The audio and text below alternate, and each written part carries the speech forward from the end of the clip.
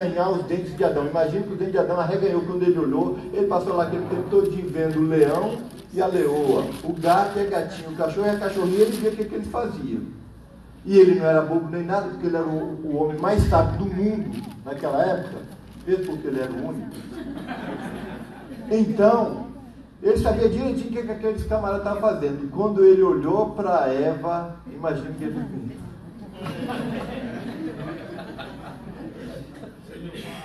Ó. Então, queridos, Deus quando criou essa coisa, por quê? Porque o projeto de Deus, quando Deus começou, antes da eternidade passada, antes que nenhum dia existisse, Deus já tinha todo o projeto estabelecido, Ele já sabia de tudo, queridos. Ele não vive no nosso tempo, Ele vive na eternidade, Ele já sabe de todas as coisas. Aleluia. E quando Ele criou, Ele já criou com propósito, Ele já fez tudo com propósito. Então, pode crer, queridos, Deus conta com a tua descendência para povoar, porque são os nossos filhos que vão ser os súditos, que vão estar diante do Senhor, adorando Ele na glória dele. Amém? Nós fomos gerados para isso. Amém, queridos? Ocorre que a gente precisa cumprir a nossa parte nesse papel. Amém? Vamos lá. Por gentileza, próximo. Chega aqui, Catinha, meu amor. E esse look?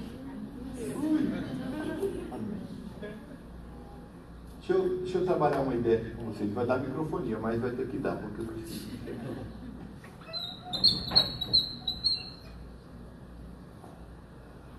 O projeto de Deus, queridos, é isso aqui.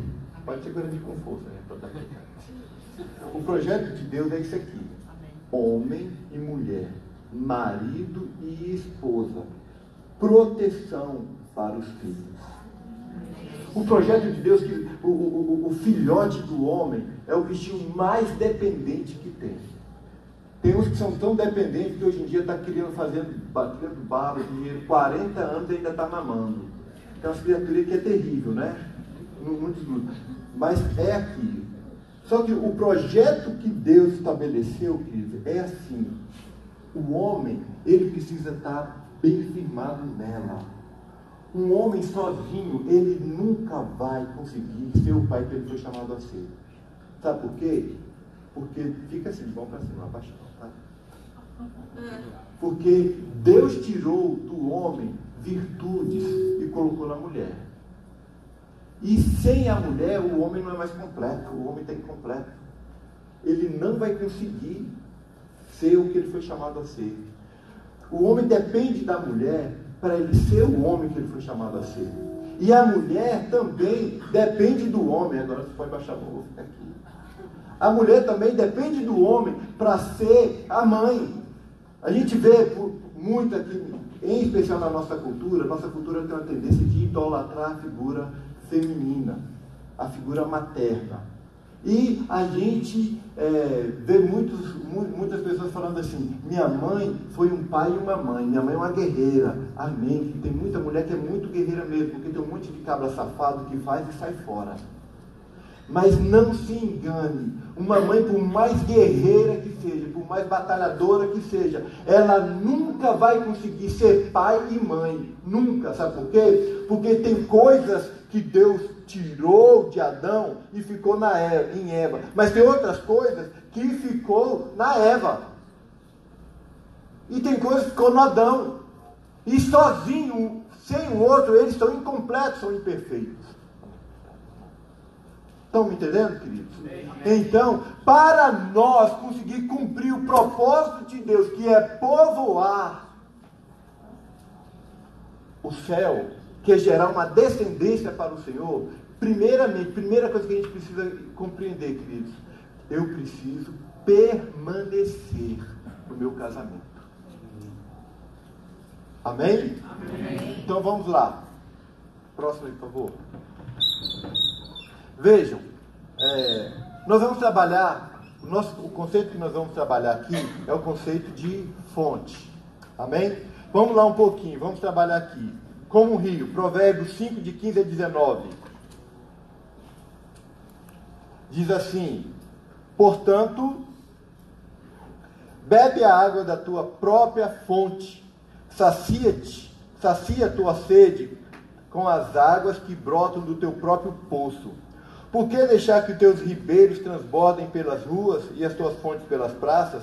Que tais mananciais sejam exclusivamente teus, jamais dividido com quem quer que seja.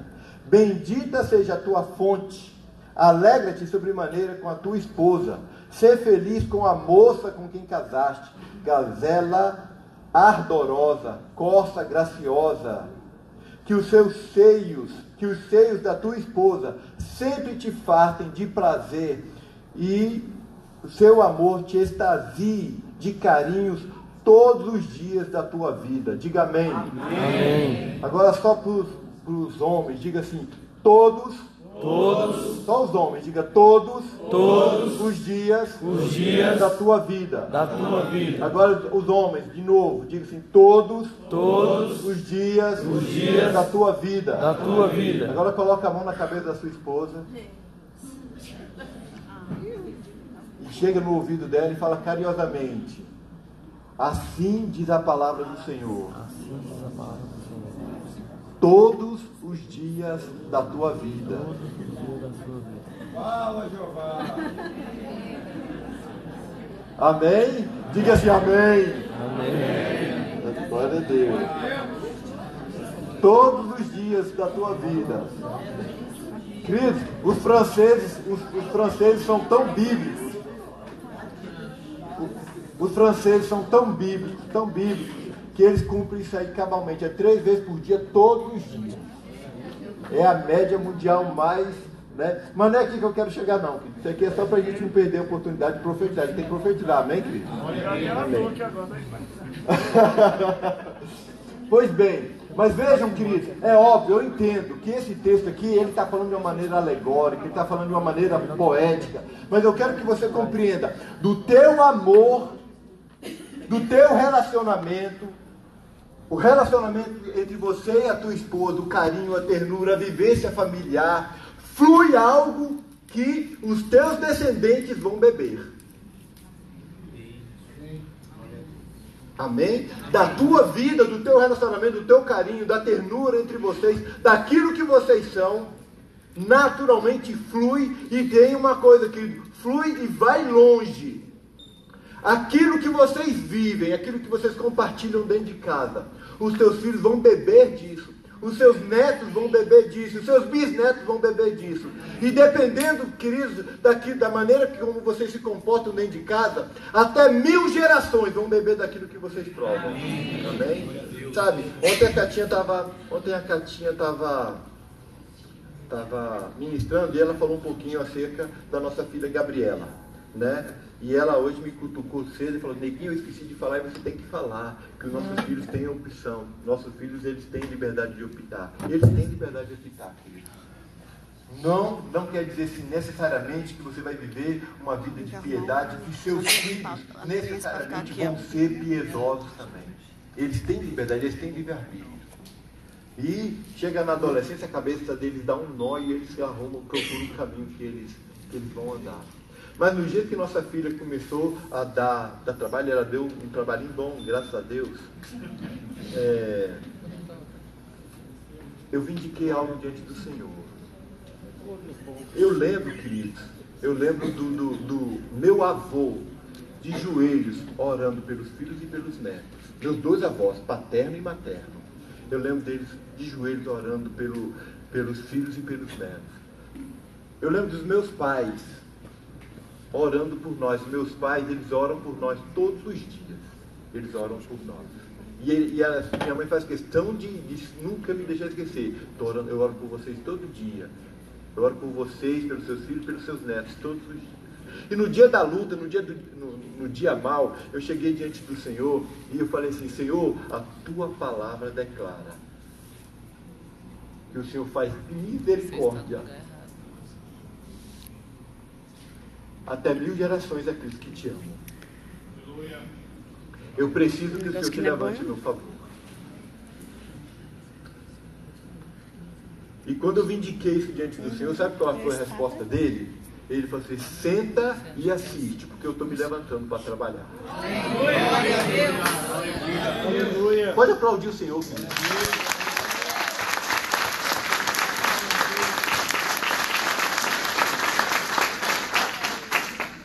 Ele falou, senta aí e assiste. Queridos, ele levantou e a gente falava, a gente conversava com o Gabriel e falava assim, tu te prepara, porque o meu Senhor falou isso. E ela falou, o que será que vai me acontecer? Será que ele vai me deixar deixando? Será que eu vou pegar um câncer? O que será que ele vai fazer? A gente não fazia nem ideia. Mas o que ele falava pra gente é o seguinte, vocês vão ficar caladinhos e vocês não vão murmurar, vocês vão segurar a onda. Eu falei, amém, Senhor. E quando ele entrou, querido, ele resolveu. Minha filha hoje não dá um passozinho sem falar, Jesus, pode. É a coisa mais linda do mundo, mas tem um preço. Amém? Então compreenda, queridos, aquilo que você faz, aquilo que você vive, muitas gerações na frente vão experimentar. Amém? Então vamos dar uma analisadinha agora nisso. Por favor, próximo. Como um rio, nosso casamento existe para semear vida. O projeto de Deus é que o teu casamento semeie vidas até 1000 gerações para frente. Essa é a vontade de Deus. Esse é o desejo de Deus através, né? Por isso é que você está num renovo como esse. Por isso você está recebendo essas palavras. Para ir ajustando, por quê? Porque o projeto de Deus é esse, para a gente alinhar nosso casamento com o projeto de Deus. Amém? Vai lá. Da fonte que emana de nós, beberão nossos filhos, nossos netos. Olha lá, coisa mais linda. Os menininhos tomando banho, bebendo de uma água pura, de uma água limpa, sendo ministrado por um casamento santo, por um casamento puro, cheio de ternura, cheio de respeito, cheio de amor. Próximo. Algumas vezes as águas que emanam de nós são amargas e por onde passam a terra fica estéril. Eu coloquei aquilo ali, me perdoem, tá? É porque quando eu vi essa galeguinha, essa ruivinha nessa lama, eu achei tão bonitinho que eu não resisti à tentação e eu coloquei. Eu procurei uma foto que fosse mais feinha, né? Um bichinho lá atolado numa água feia, né? Mas essa aí ficou tão bonitinha. Mas a imagem fica bem. Aquilo ali, que é aquela lama que ele está, ali é o casamento dos pais dele. Pode ser bonitinho, mas a conta chega. Ok? Próximo, por favor. De maneira muito recorrente, os filhos têm sido envenenados pelo relacionamento dos pais. Muitas vezes, a nossa meninice, a nossa tolice, aquele eu quero, eu tenho direito. Eu tenho direito de ser feliz.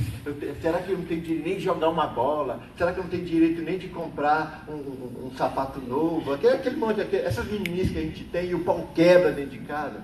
Sabe, querido? Muitas vezes, nossos filhos têm sido envenenados pela nossa meninice, pela nossa falta de maturidade, pela nossa falta de posicionamento. Filhos com sentimento de orfandade. Sabe, queridos? Uma coisa, nós temos ministrado, aconselhado muitas pessoas, jovens, e de toda a idade, homens, mulheres, jovens, e encontro, reencontro, pós-encontro, e renovo, impacto radical em tudo. O que a gente vê, sabe o que é? Pessoas com feridas profundas na alma. E a grande maioria dessas feridas são feitas dentro de casa. Dentro do lar. A grande maioria. Filhos com sentimento de orfandade, veja, não são órfãos. Não são órfãos. São filhos que têm o sentimento de órfãos. O pai está vivo, a mãe está viva, mas tem uma carência emocional dentro dele. Veja, quando... Chega aqui, meu amor, de novo. Deixa eu abusar de você que você está lindo demais. Quando Deus planejou esse projeto aqui, é o seguinte, é que esses filhinhos aqui debaixo dessa proteção, debaixo desse casamento, eles teriam todas as suas necessidades supridas pelo papai e pela mamãe. O homem é um bicho meio bruto, casca grossa, mas a mulher é cheia de ternura e de amor. E os dois juntos trazem um equilíbrio e ministra para eles tudo que eles precisam. Ministra para eles tudo que eles necessitam. Ocorre que muito corriqueiramente, o que acontece? Essas necessidades não têm sido supridas dentro de casa, não têm sido supridas no lar. E, infelizmente, talvez por causa da nossa cultura, a gente mudou um bocado, mas a gente ainda tem uma cultura muito machista. A maioria dessas crianças, elas são feridas pelo pai, pelo homem. Aqui e acolá a gente ainda encontra uma criança que foi ferida pela mãe. Mas vamos falar assim, do universo que a gente cuida, 80% foram feridos dentro de casa, de N maneiras. E a maioria desses, quase 90%, foram feridos pelo pai. Ou porque tocou de uma maneira que não devia, ou porque deixou de tocar de uma maneira que devia. É muito grande. Sabe, queridos? Às vezes eu fico observando, eu vejo aquela cena e gostaria muito de falar que comigo foi diferente, mas infelizmente foi da mesma maneira. A gente vê lá o menino, a criança, naquela fase que o coração dele está aberto e o papai é o herói. Naquela fase que o papai é herói, ele quer se vestir igual ao pai, ele quer parecer com o pai, né? Eu tenho um netinho agora e ele acha, na cabeça dele, ele acha que eu sou musculoso. E ele acha que ele é musculoso igual a mim. Então, ele fala assim, vovô, homem é muculoso, né? Ele fala muculoso, homem é muculoso, né? Meu filho, a gente é muculoso. Aí ele faz assim, e aí as costelinhas dele, ele acha que as costelas dele é os gominhos, né? Aí ele faz assim, né? E aí quando a Kátia levanta o braço e faz assim, ela fala assim, ele fala, não, isso é gudula. isso é gudula e cutelinha. Então, eles acham que a gente é o herói. Eles têm, nessa fase, a alma deles está aberta, eles querem se relacionar, eles são influenciados por a gente. Aí eu vejo nessa fase, queridos, que o coraçãozinho está aberto, que a alma está aberta. Eu vejo lá o pai sentado com o celular, o WhatsApp, e o menino falando, brincando, não sei o quê, e o bobão está lá no celular. E o menino conversa, pergunta, e não larga.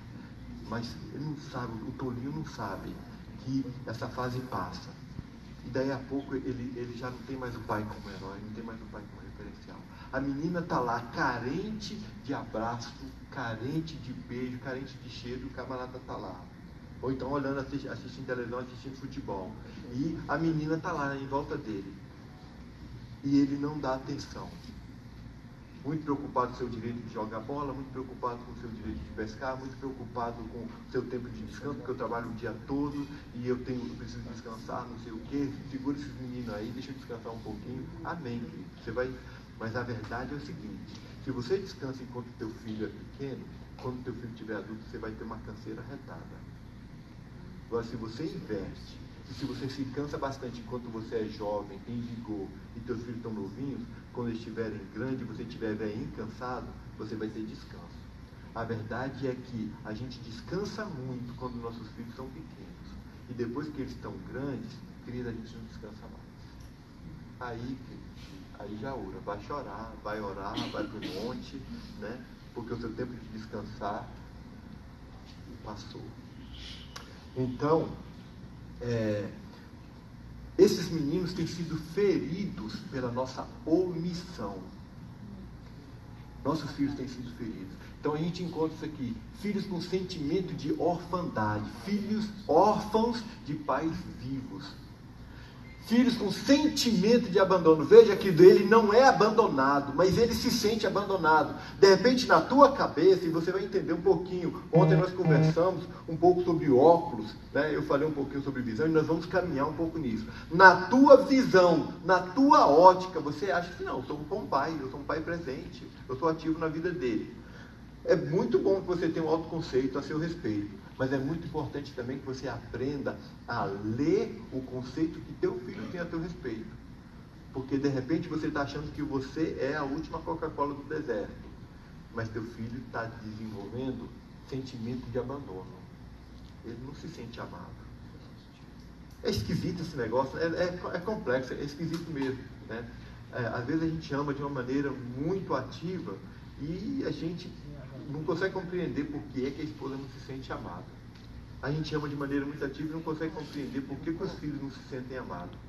Mas eu lembro que quando Kátia ganhou a nossa segunda filha, Fernanda, então meu coração estava dilatado de amor, né? Eu falei, puxa vida, aquela princesinha dos princesinhos, então eu quis presentear a Kátia, né? E aí, pelo meu raciocínio, minha maneira masculina de ver as coisas, eu pensei assim, vou comprar um presente para a Kátia. Saí e comprei uma máquina de lavar top. Top. Era a melhor que tinha. Tinha água quente, na época, né, Cris? Né? Tinha água quente. Porque o que eu pensei? Agora são duas crianças, muita roupa para lavar, aquela beleza toda, eu vou facilitar a vida dela. Aí cheguei cheio de amor para dar e sim, ela olhou para minha cara e fez assim. Como assim? Como assim? Como assim? Aí ela falou, isso aí para mim não é presente. Eu falei, como não é presente? Isso torna a tua vida mais prática e ajuda demais. Ela falou, não, isso para mim não é presente. Por quê? Mas, veja só, a intenção do coração era a mais linda possível. Mas se eu não aprendo a falar a linguagem de amor dela, eu estava encrencado. E ainda indignado, porque é o ingrata. Infeliz. Você sabe quando custou isso aqui? Ela falou assim, isso aí para mim não é presente, isso é para casa. Presente para mim é sapato. Eu falei, você tem sapato demais. Então, existe isso. Compreendam, queridos. Esses filhos com esses sentimentos, sentimento de orfandade, sentimento de abandono, eles têm sido nutridos com esses sentimentos dentro dos nossos relacionamentos. É o produto do nosso amor que está gerando isso aí. Outro aspecto que a gente precisa entender: filhos incapazes de se relacionar com Deus. Pais, eu vou falar muito especialmente com os pais. Por quê? Porque nós vivemos uma crise de paternidade na nossa nação. É uma coisa dantesca, uma coisa muito grande, uma crise de paternidade. E isso é uma questão muito séria. Quando a gente precisa compreender, Deus colocou o homem como cabeça, amém? Logo, quando o homem é o cabeça, queridos, Deus colocou nele a glória de Deus, a autoridade de Deus. Quando aquele pequenininho, ele olha para o pai, o que ele vê? Ele vê grandão, fortão, bonito e pode todas as coisas. Ele olha assim e fala assim, cara, meu pai pode, meu pai é o mais forte, meu pai é o mais inteligente, meu pai é o mais... Ele vê no pai a figura de Deus. É a primeira referência de Deus que a criança vai ter, é a figura do papai. E aí está lá aquele camarada. Só que ele vai crescendo e vai conhecendo um pai que abandona, um pai que não dá atenção, um pai que não dá carinho, um pai que não supre as necessidades dele, um pai que está sempre ausente, um pai que abandona a mãe, um pai que vai ir daquilo ali. Aí quando chega na adolescência, a figura que tem de pai, para ele sente reserva, ele tem asco. Aí quando é apresentado para ele a figura de Deus como pai, a natureza dele já faz assim, ó. Não, esse eu não quero. Se for mãe, eu quero. Então vamos adorar a rainha do céu. Porque pai não me... Nosso relacionamento conjugal, pela maneira como nós tratamos uns aos outros, os nossos filhos têm sido impedidos de se relacionar com Deus. O projeto de Deus é que dentro de casa, no teu colo, o teu filho aprenda a amar a Deus, respeitar a Deus e temer a Deus.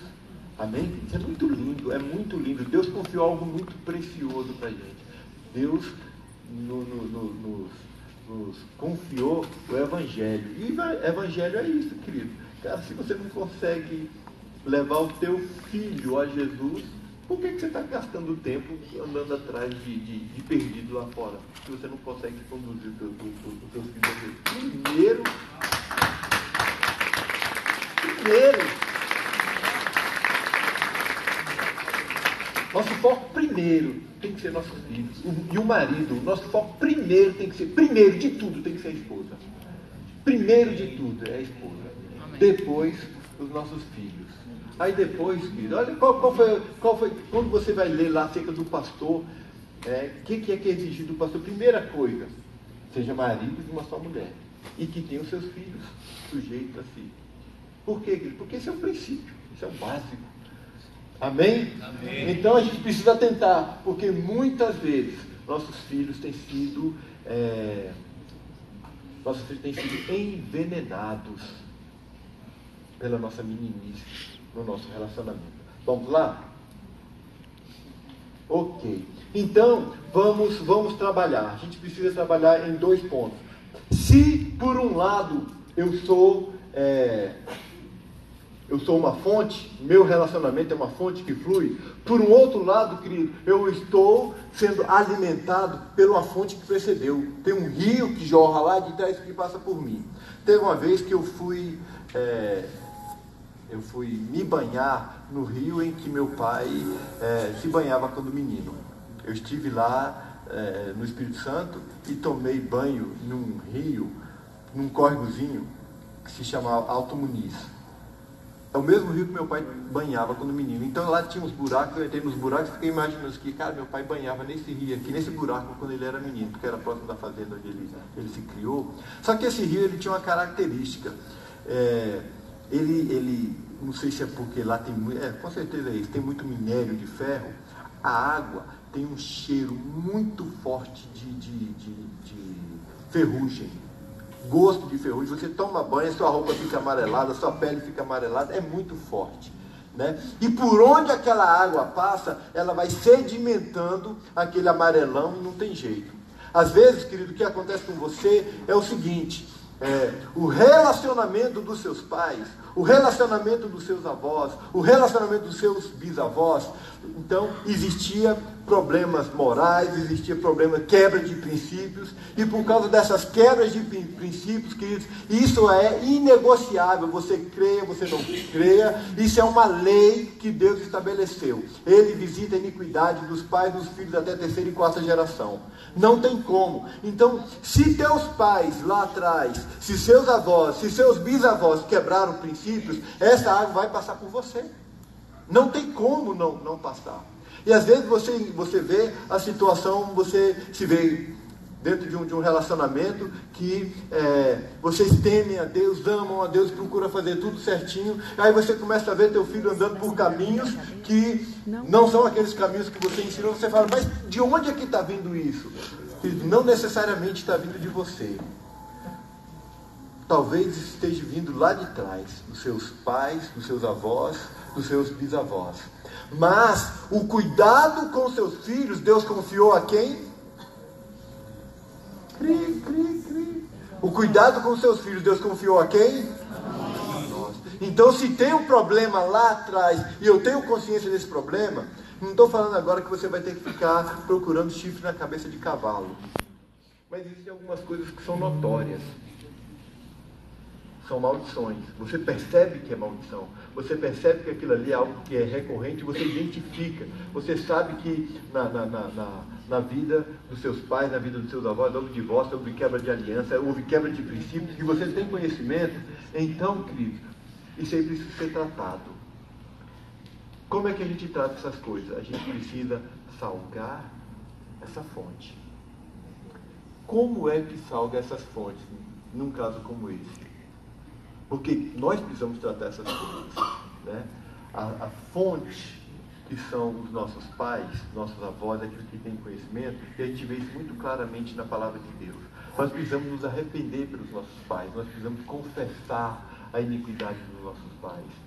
Falar, Senhor, nós não é eles, nós não somos merecedores da tua graça e do teu favor, porque nós pecamos contra ti e nós quebramos princípios. Nós, a minha geração, nós fomos infiéis para contigo, nós quebramos princípios. Mas agora nós viemos na tua presença, não pedir justiça, porque a tua justiça está sendo praticada. Porque a base do trono de Deus é justiça e equidade.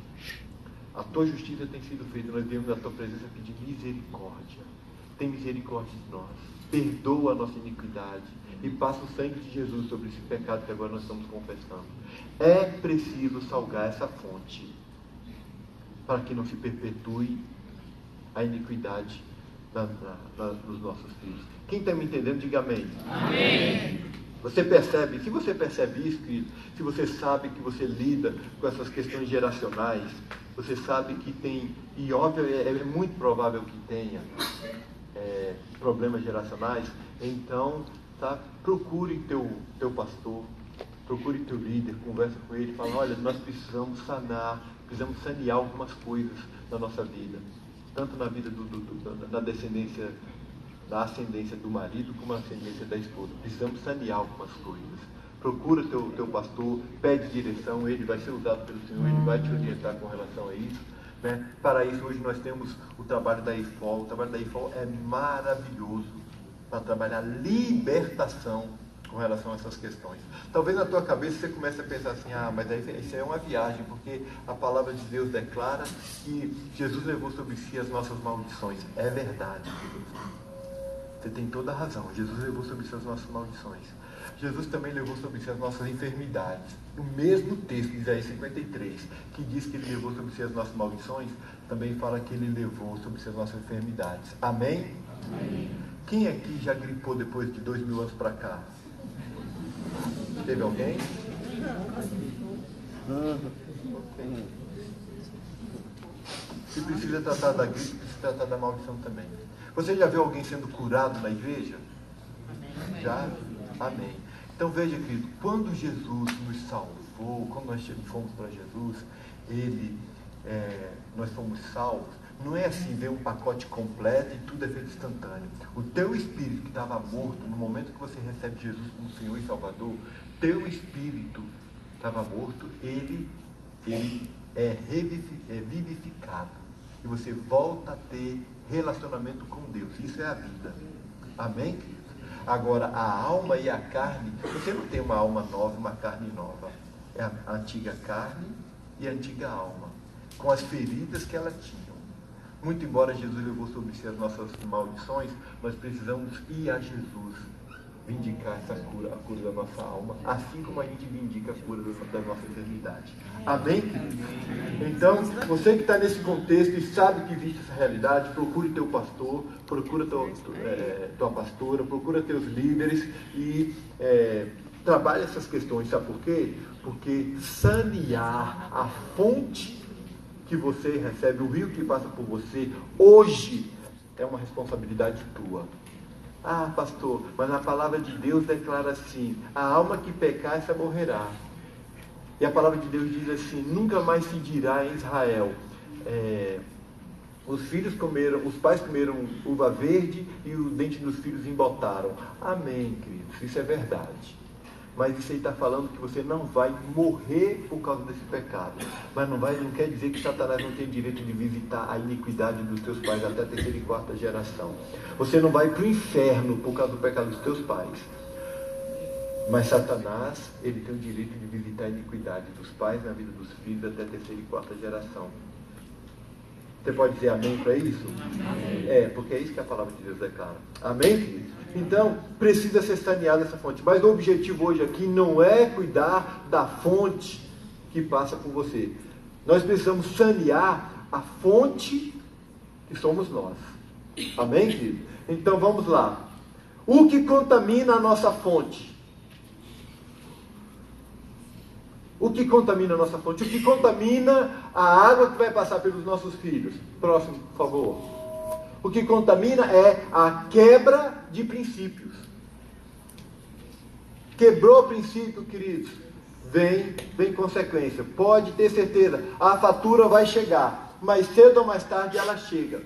De repente, para você hoje, o divórcio é uma opção. De repente, para você, o divórcio hoje fala assim, não, esse relacionamento está insuportável, não tem condição de viver dessa maneira. Ok, querido, você tem livre-arbítrio, você tem direito, e de repente você vai ter uma vidinha até melhor depois do divórcio. Mas a realidade é que a fatura vai chegar. Com toda certeza. Quebrou o princípio, a fatura chega. Vamos lá. Efésios 5:33 diz assim: portanto, cada um de vós amai a sua esposa como a si mesmo, e a esposa trate o marido com todo respeito. Eu fiz questão de pegar essa versão da King James, porque essa versão da King James, ela fala algo que eu acho interessante. Ela não diz assim,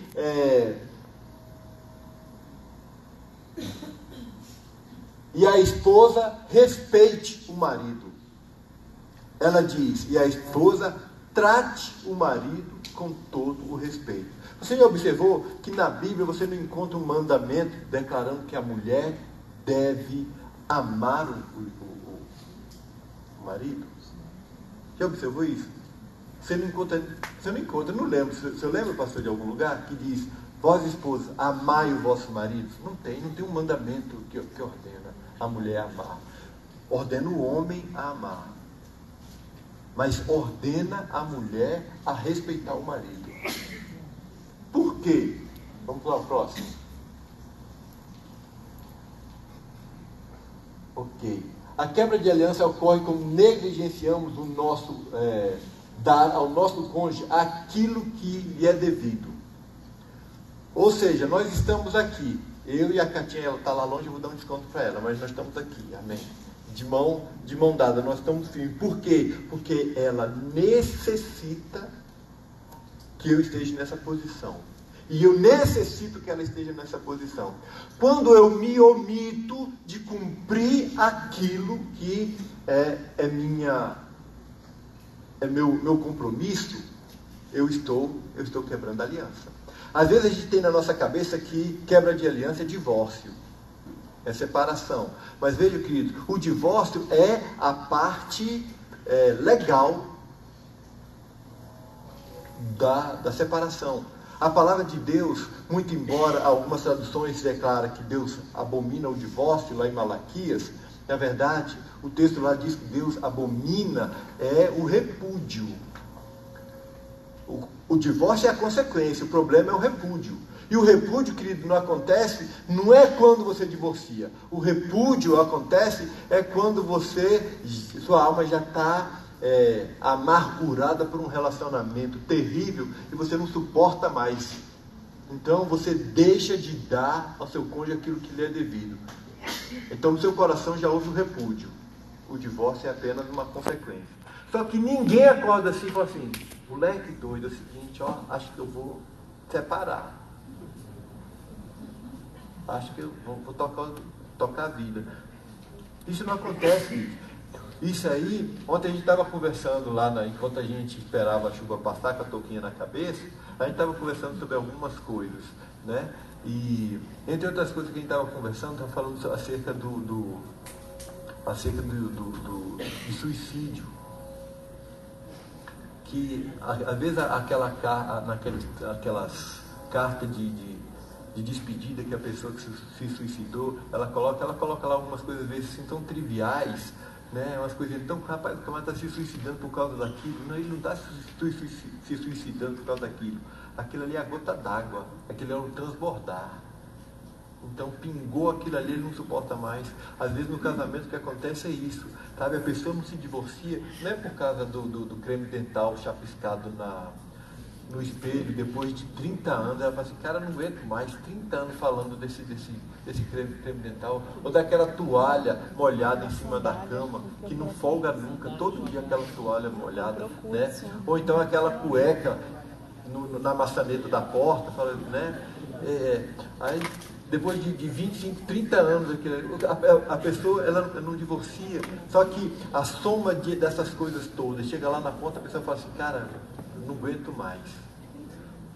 Ocorre que quando a gente negligencia cumprir a nossa obrigação no relacionamento, sabe, queridos, a gente está abrindo a porta para o repúdio. Nós estamos quebrando o princípio. A palavra de Deus declara que ela fala assim, não vos defraudeis uns aos outros, porque dessas coisas o Senhor é vingador. O que é defraudar? Defraudar é deixar de dar ao nosso cônjuge aquilo que lhe é devido. Quem está acordado, diga amém. Amém. Glória a Deus. Aleluia. Então, defraudar é deixar de dar aquilo que é devido.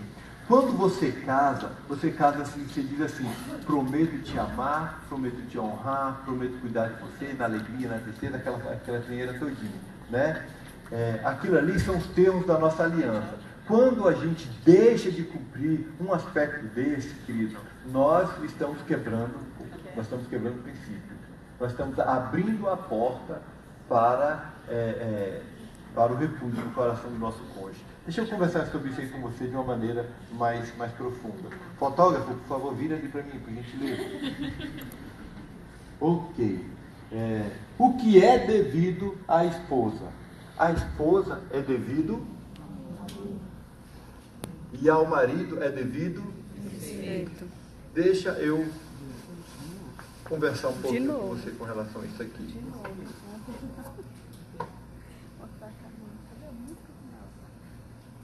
Quando a palavra de Deus declara que quando a palavra de Deus declara que ao marido é devido respeito, por quê? Por que a palavra de Deus declara que ao marido é devido respeito? Porque a palavra de Deus declara que à esposa é devido amor.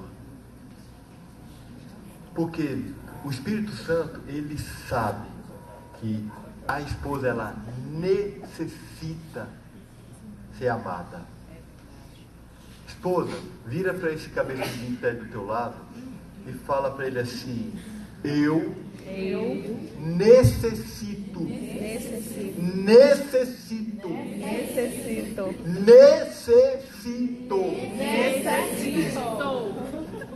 ser amada.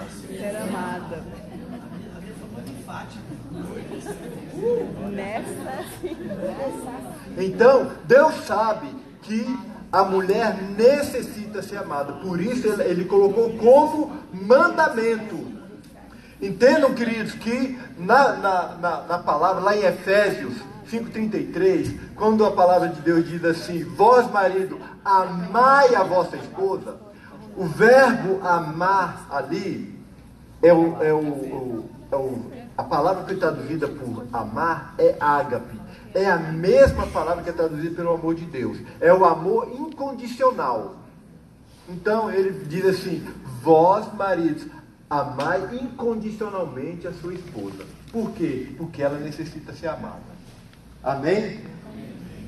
E ele disse que a mulher deve respeitar o marido. Por quê, queridos?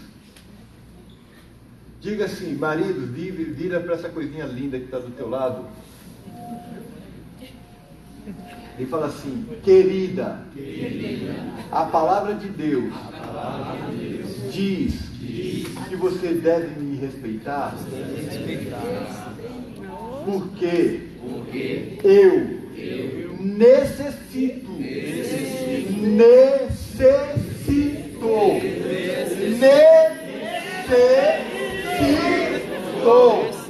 ser respeitado. Você pode dizer amém? Veja, querido, da mesma maneira que a esposa necessita de amor, o marido necessita de respeito. Amém? Agora veja aqui uma coisa, uma estatística, fica comigo.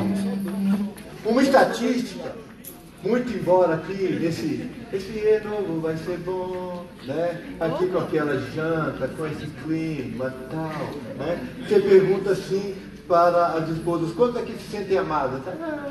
E os maridos, porque aqui querido, aqui o tanque emocional está no doce, né? O amor está no ar. Você sente o aroma do amor, né? Ele é bom, né? Mas a estatística declara, queridos, pasmem-se, cerca de 80% das mulheres não se sentem assim amadas pelos maridos. Nós vamos tratar do respeito, queridos, e é a mesma proporção. Os maridos não se sentem respeitados pelas mulheres. A mesma proporção. Então, a verdade é que aqui, quando o tanque emocional está cheio, aí a boca fala que o coração está cheio. Né? O coração está cheio de amor, quem se sente amado? E essa noite foi jóia? Foi! Né? Glória a Deus. Mas aí, quando a gente volta para a nossa rotina, lá para o dia a dia, então, filho, a coisa é diferente. Né? E olha só que coisa, que trem doido. Você pergunta para o marido, você pergunta se você ama a sua esposa, ele levanta e fala assim, eu amo. E ele ama mesmo. Ele ama de verdade. Mas a esposa não se sente amada. E você pergunta para a esposa, você fala assim, você respeita seu marido? Ela, Mas você respeita o seu marido? Eu acho que eu respeito. Mas ele não se sente respeitado. Mas é necessidade. Olha, querido, a palavra, a mesma palavra, no mesmo versículo que o Espírito Santo virou para o marido e falou assim, vós maridos, amem a sua esposa. O mesmo imperativo declarou assim, esposa, ame ou respeite o seu marido. Imperativo da mesma maneira. Os dois têm necessidades. E quando essa necessidade não é suprida dentro do relacionamento, quebra de aliança. Mas por que é que a gente ama e elas não se sentem amadas? Por que é que elas respeitam e a gente não se sente respeitadas? A gente precisa compreender uma coisinha. E aqui é o pulo do gato. Sabe, querido? O homem vê as coisas dessa maneira. O homem vê assim. O homem vê de uma maneira masculina de ver. E a mulher, muitas vezes, ela olha assim e fala assim, não é possível, esse bicho é tapado. Como é que ele não consegue perceber? Como é que ele não... Cara, ele não vê porque ele não vê. Ele não vê porque ele não é mulher. Ele não vê porque ele é homem. Se você quisesse alguém que visse, casasse com uma mulher. Mas o homem vê assim. O homem vê como homem.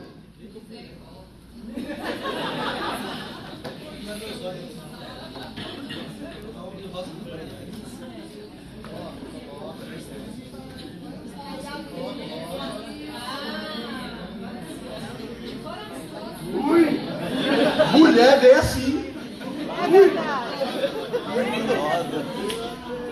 Não vê assim. Mulher vê assim. Mulher vê as coisas cor-de-rosa. Mulher vê a coisa, vê pela perspectiva de amor. Deixa eu contar uma ilustraçãozinha aqui para você. Pode, você está demais. Deixa eu contar uma ilustração aqui, só para a gente tentar entender como é que é isso aqui mais ou menos. Imagina só você, duas amigas, best friend forever, amigonas, né? Duas amigonas, se comprometeram que ia sair no sábado à noite e tal, aí uma se ajeitou, se preparou, e chegou sábado à noite, a outra deu um bolo. No dia seguinte, depois de tentar falar muito tempo com ela, não conseguiu, no dia seguinte ela ligou e foram se entender. E ela fala assim, tua cachorra, crente, sem vergonha. Eu fiquei aqui até tal hora esperando você, e você nem para me ligar, sem vergonha, cretina, não sei o que, e solta os verbos em cima dela. A outra do outro lado começa a rir e fala, não sou cachorra não. Você é cachorra, não sou cachorra não. Filha de Jezabel. Filha de Jezabel. Aí ela fala, não sou cachorra não. Mas o que foi? Ela, não, é porque meu marido chegou mais cedo, eu pensei que ele não vinha, mas ele chegou. E por que você não me ligou, sua cachorra? Ah, eu não te liguei porque meu celular tá sem crédito. Liga a cobrar, mas ele quebrou, caiu no vaso e arruma aquela desculpa toda, não sei o quê. E no final das contas, elas vão naquele troca, aquele negócio. Daí a pouco elas começam a rir uma com a outra. E ela fala assim, você me perdoa? Aí a outra fala assim, eu te perdoo. Ah, então vamos marcar para amanhã de novo. E no outro dia elas vão, saem e são amigas. Você sabe que eu te amo, né? Sabe? Sei, tua cachorra. Isso para elas sabe por quê? Porque eu vou falar, porque elas estão com óculos assim. Com esse óculos assim, e quando uma amiga está chamando a outra, sua cachorra, sua bandida, a outra tá decodificando essa conversa. Homens, pasmem, ela está decodificando isso assim. Teu amor é importante para mim. E você quebrou princípios ontem. E eu preciso reatar isso daqui.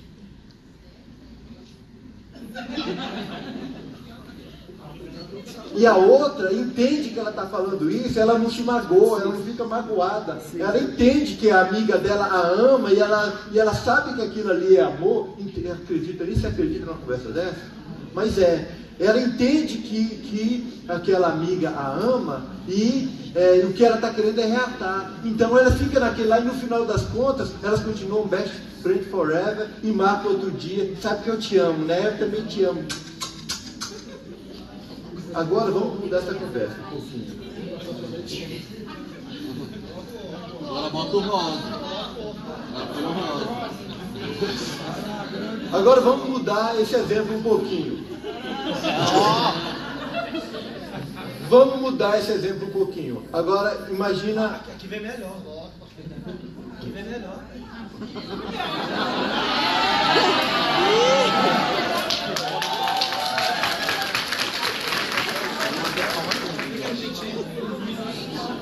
Agora vamos olhar isso por uma outra perspectiva. Veja só, tirei o óculos de mulher. Agora eu estou vendo as coisas como homem. Agora eu quero que você coloque o óculos de homem. Mulheres, eu quero que você coloque o óculos de homem. Porque eu tentei colocar um óculos de mulher na machaiada. Agora eu vou tentar colocar um óculos. Vou tentar colocar um óculos de. Tenta colocar um óculos de homem aí na sua. Imagina só a cena. O camarada tinha um trabalho para desenvolver, um projeto para desenvolver no trabalho dele. Então, ele rala a semana toda, ele está focado naquilo ali. Então, a semana toda, ele passa negligenciando suas obrigações de marido e as suas obrigações de pai, porque ele está focado naquilo ali e está lá, engatado. No sábado, ele trabalha até meio-dia. Então, a esposa está esperando miseravelmente, depois da semana todinha em jejum, que no sábado ela tenha, porque o tanque emocional dela durante a semana foi só secando. Então ela tem expectativa que vai chegar em casa, que quando ele chegar em casa, sábado à tarde, o tanque emocional dela vai se encher de novo. E aí ele está lá, focado, trabalhando, não sei o quê, só que ele não conseguiu terminar o projeto a tempo. Mas eu preciso terminar esse troço. E ele cai para cima e avança até às 18 horas. Mas ele consegue. E quando ele termina o trabalho dele, os colegas dele olham para ele, o chefe dele fala, bicho, tu é o cara. Pode crer, te mostra mesmo de tu, cara.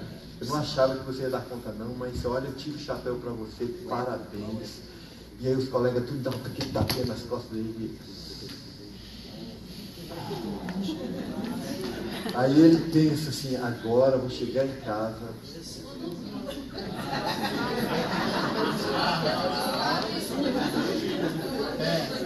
Pode crer. Chegar em casa, tem aquele rango padrão. E, porque semana toda em jejum, ninguém é de ferro.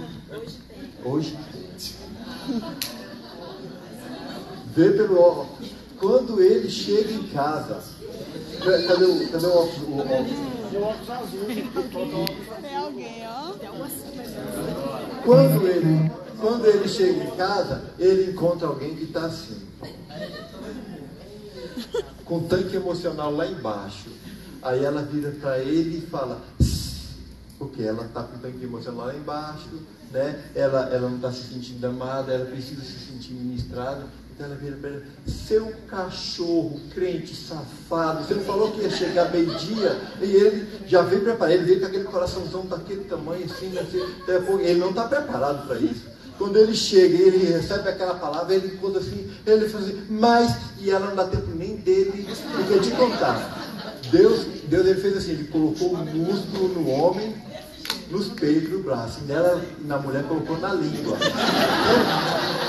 Então, antes que ele consiga esboçar uma reação, já vem aquela enxurrada.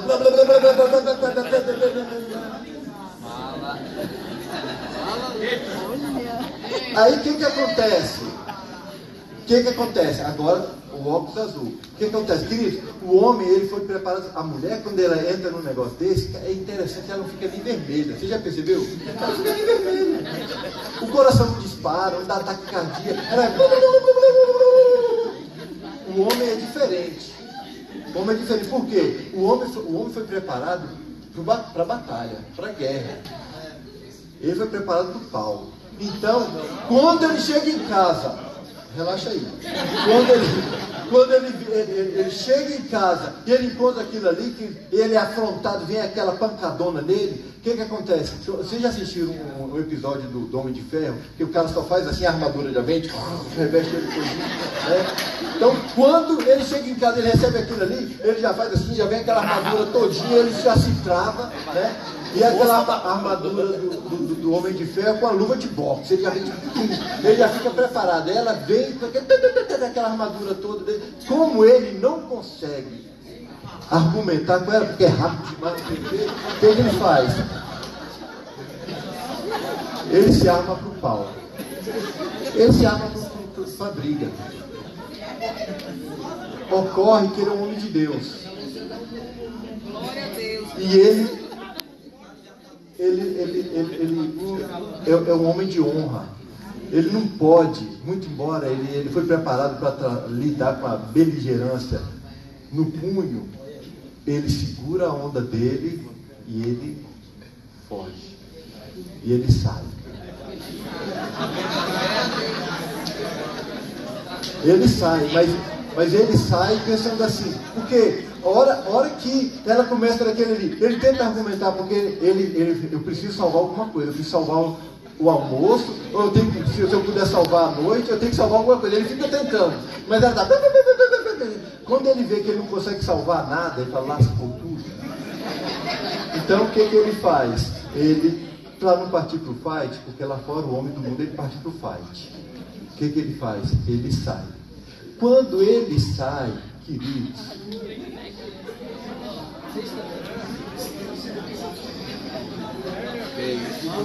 quando ele sai, aquilo ali no coração dela, porque quando ela fala aquele monte de coisa, não é que ela quer que ele saia, ela quer que ela compreenda que ela está falando assim, meu amor, eu estou carente de você, meu tanque emocional está lá embaixo, e eu preciso que você ministre aqui. Continue falando. Continue falando.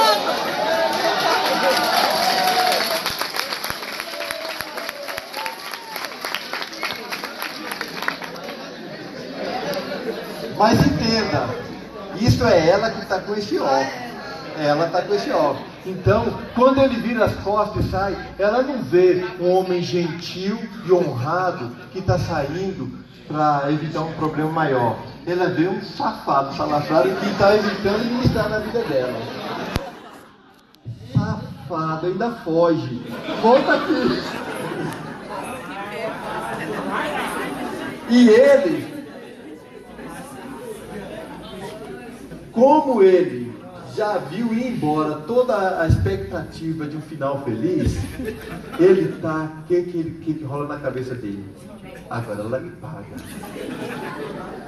Ela veio com uma quente, vai voltar com uma fervente. Entende, queridos? E aí, nessa onda de óculos ou de rosa, lente azul, lente rosa, sabe o que acontece? A gente entra Aí, isso aí no decorrer dos anos, essas coisas se amontoando no relacionamento, aí chega o pastorzinho no ministério